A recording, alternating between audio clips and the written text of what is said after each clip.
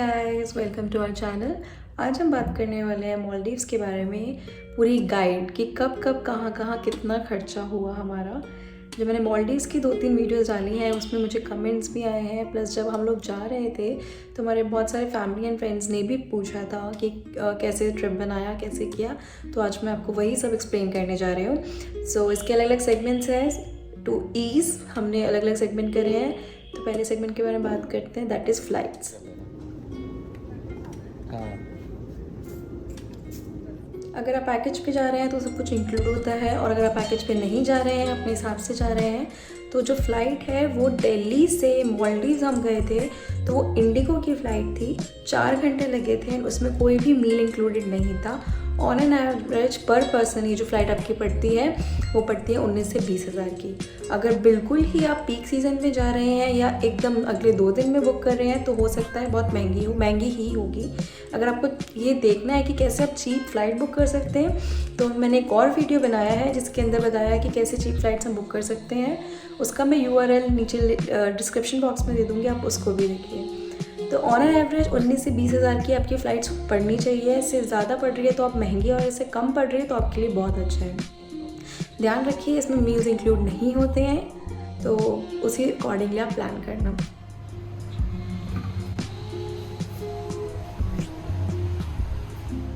हमारा second segment है hotel. Maldives में हर एक तरह के होटल मिल जाते हैं। 4,000 से भी स्टार्टिंग है और 2 लाख से भी स्टार्टिंग है पर डे के हिसाब से। तो ये बिल्कुल आपके बजट पे डिपेंड करता है कि आप कितने पैसे खर्च करना चाहते हैं अपने होटल स्टे के अंदर।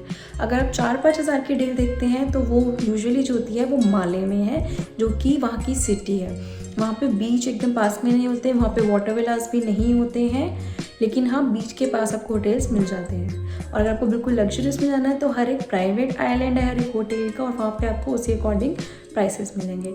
हमने जो चूज़ किया था वो किया था ताज कोरल रीफ्स।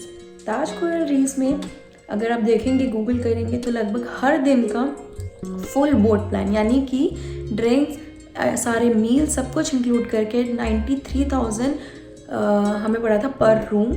और हमने 4 नाइट्स और 5 डेज़ के लिए किया था, जिसके अंदर 2 रात हमने स्पेंड करी बीच विला में और 2 हमने करी पूल विला में, वाटर विला में, सॉरी। इनमें क्या फ़र्क है?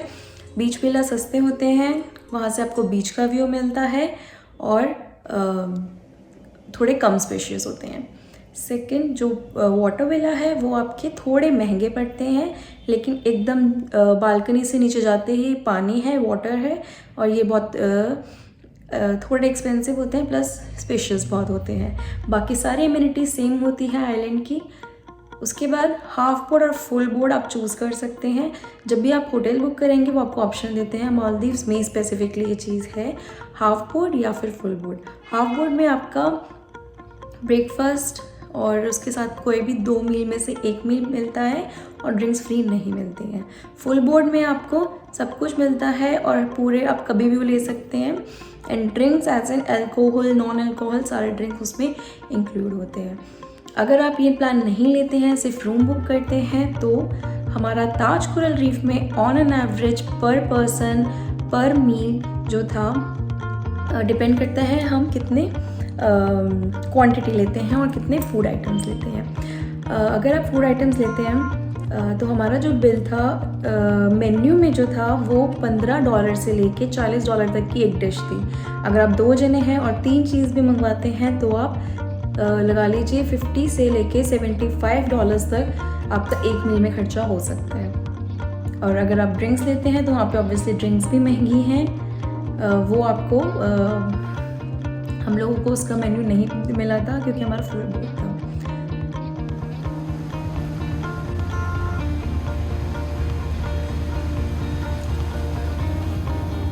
नेक्स्ट चीज़ है एक्टिविटीज़। हमने होटल बुक किया, हमने खाना बुक कर लिया, सब कुछ हो गया, लेकिन वहाँ पे हम कुछ करेंगे भी तो यानी कि हम जब वहाँ पे रुकते हैं और वहाँ की एक्टिविटीज़ करते हैं उसके क्या चार्जेस हैं। क्योंकि वो आइलैंड है, ओशन के आसपास है, तो वहाँ पे वाटर स्पोर्ट्स एक्टिविटीज़ हैं जो रहती हैं। वाटर स्पोर्ट्स एक्टिविटीज़ में आपका क्या आता है? Wind surfing, snorkelling, scuba diving, और मैं पर्टिकुलर ताज के बारे में इसलिए बात कर रही हूँ क्योंकि हमारा वही विज़िट था और मुझे उसके बारे में क्लियरली पता है। वहाँ पे एक सबमरीन शो भी था। सबमरीन में क्या होता है कि वहाँ पे आइलैंड में ही कहीं नीचे सबमरीन रखी हुई है बहुत साल पुरानी, तो हमें बोट पे ले जाते हैं और वहाँ से सबमरीन दिखाते हैं। बहुत ओल्ड टाइप की सबमरीन है, तो वो दिखाते हैं। वो भी बहुत अच्छा एक्सपीरियंस है। एक बाद में की एक्टिविटी होती है सनसेट क्रूज़। ये वेदर के ऊपर डिपेंड करता है। कॉम्प्लीमेंट्री था हमारे लिए कि अगर वेदर होगा तो फिर वेदर साफ़ होगा तो हमें वहाँ पे ले जाएंगे, बट थोड़ा मानसून था उस टाइम पे। मानसून नहीं कहूँगी, बहुत अनप्रिडिक्टेबल वेदर रहता है मालदीव्स में। तो 2 दिन हमारे लिए सनी डेज़ थे और 2 दिन हमारे लिए रेनी डेज़ थे, तो हमने we got to experience best of both the world. तो एक्टिविटीज़ की अगर बात करते हैं तो हमने स्नॉर्कलिंग करी थी और वो हमारा $150 फॉर 2 लगा था, यानी कि $75 पर पर्सन लगा था। स्कूबा डाइविंग हमने इसलिए नहीं करी क्योंकि वहाँ का पानी इतना क्लियर है कि नॉर्मल शैलो वाटर, यानी कि जो कम डीप पानी होता है उसके अंदर भी हमें फ़िशेस दिख जाती हैं। इक्विपमेंट्स लेने पड़ते हैं। इक्विपमेंट्स के भी कुछ डेली बेसिस पे रेंटल चार्जेस होते हैं। हमारे इक्विपमेंट्स कॉम्प्लीमेंट्री था सिर्फ 1 दिन के लिए। ये रेंट बेसिस पे मिलते हैं एंड आई थिंक $5 से लेके $7 तक इसका चार्ज होगा पर डे पर पर्सन। तो आपको इक्विपमेंट्स मिल गए, आपको स्विमिंग आती है, आप खुद भी कर सकते हैं। और अगर आपको स्विमिंग नहीं आती है, आपको गाइड चाहिए, तो आपको स्नॉर्कलिंग हमें पड़ी थी $150 फॉर 2 पीपल, जिसमें हमें गाइड था, उन्होंने हमें आधे घंटे स्नॉर्कलिंग कराई थी। आप स्कूबा डाइविंग भी ऑप्ट कर सकते हैं, पर स्कूबा डाइविंग हमारे टाइम पे अक्टूबर के मंथ में था $200 पर पर्सन। अगर आपकी पॉकेट अलाउ करती है तो आप वो भी कर सकते हैं, क्योंकि स्कूबा डाइविंग अपने आप में ही बहुत डिफरेंट और बहुत बड़ी एक्सपीरियंस है। और विंड सर्फिंग ये थोड़ी आपको कम कॉस्टली पड़ती हैं। ये आपकी विदिन $30 के अंदर ये सारी चीज़ें आ जाती हैं पर person.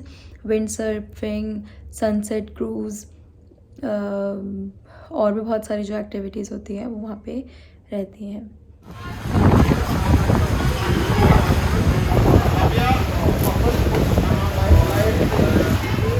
Next thing that comes is speed boat transverse.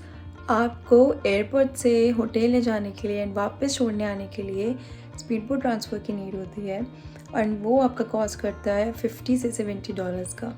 तो अगर आप होटल बुक कर रहे हैं, अगर आप उनसे वहीं पे बात कर लें कि हमें स्पीड बोट्स कॉम्प्लीमेंट्री चाहिए, तो आपको वो भी दे सकते हैं। और मालदीव्स में ये साथ साथ सी प्लेन्स का भी है कि अगर आप सी प्लेन के थ्रू अपना ट्रांसफ़र होना चाहते हैं तो आप वो भी कर सकते हैं। सी प्लेन्स के चार्जेस $150 प्लस से स्टार्ट होते हैं फॉर 1 पर्सन। और आपको सी प्लेन्स भी वहाँ पे जैसे आप एयरपोर्ट पहुँचेंगे तो वहाँ पे अलग अलग प्लेटफॉर्म्स हैं, छोटे छोटे स्टॉल्स हैं जहाँ पे आपका सी प्लेन्स बुक होते हैं, स्पीड बोट ट्रांसफ़र बुक होती हैं, अगर बाई चांस आपने होटल में ट्रांसफ़र नहीं बुक किया तो। Next thing you should be knowing is Maldives में सिम कार्ड लेना, क्योंकि आप नई कंट्री में आए हैं एंड ऑब्वियसली आपको कनेक्ट रहना है अपनी फ्रेंड्स एंड फैमिली से, तो आप वहाँ पे सिम कार्ड खरीदेंगे। वहाँ पे SIM card on an average $62 का पड़ा था हमें, जिसमें उन्होंने कहा था कि अनलिमिटेड इंटरनेट और 300 कॉल्स इनकमिंग और 300 कॉल्स टू इंडिया आपके फ्री जा सकती हैं। हमने वो ऑप्ट नहीं किया क्योंकि हमने अपने होटल से पहले ही पूछ लिया था कि अगर वो हमें वाईफाई सर्विस प्रोवाइड करेंगे so that would be enough for us. तो फिर हमारे में वाईफाई सर्विस थी, इसलिए हमने नहीं लिया। अदरवाइज़ अगर आप किसी ऐसी जगह पे जा रहे हैं जहाँ पे वाईफाई ना मिले आपको, या मेन सिटी में रुक रहे हैं, तो इसके लिए आपको सिम कार्ड लेना पड़ेगा, जो आपको कॉस्ट करेगा around $60 to $65। And I am not sure कि अगर उन्होंने कहा है कि अनलिमिटेड इंटरनेट देंगे तो ये सच कितना है, because we haven't used it yet. But काफ़ी लोगों ने यही कहा था कि झूठ है, जल्दी ख़त्म हो जाता है, तो आप देख के ही लेना अगर प्लान करेंगे तो। अब जो लास्ट खर्चा है